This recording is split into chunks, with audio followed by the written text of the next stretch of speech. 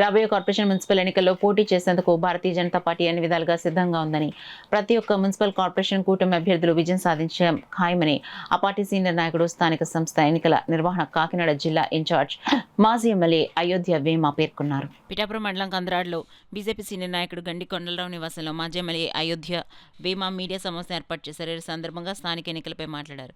ఈ సమావేశంలో ఆకుల శ్రీధర్, బీజేపీ రాష్ట్ర కార్యదర్శి బొమ్మల దత్తు, రాష్ట్ర కార్యదర్శి సురేందర్ మోహన్, రాష్ట్ర civil supplies director Malakondaiah, Rambala Venkateswararao, Datla Venkata Suryanarayana Raju, Kantasala Govindu తదితరులు పాల్గొన్నారు. రాష్ట్ర పార్టీ కొంతమంది సభ్యుల్ని కమిటీగా ప్రతి మున్సిపాలిటీ పర్యటించి అభ్యర్థుల ఎంపిక ప్రక్రియకి ఒక పార్టీ పంపించడం జరిగింది.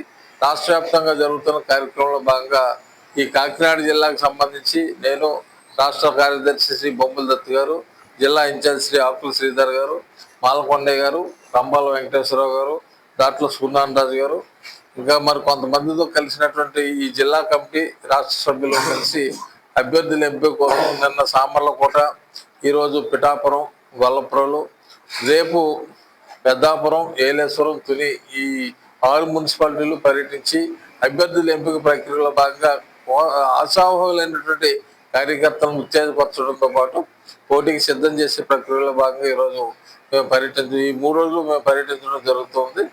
ఈ కూటమి ఖచ్చితంగా ప్రతి మున్సిపాలిటీలోనే గెలవాలి. ప్రతిపక్షాన్ని కనీసం కూర్చోటం కూడా కుర్చీలు లేని రీతిగా 3 పార్టీలు కలిసి గెలవాలనే ప్రయత్నంలో భాగంగా మా కార్యకర్తలు సమాయత్తం చేస్తూ గెలిపి బాటలో వాళ్ళందరినీ ముందుకు నడిపిస్తున్నాం.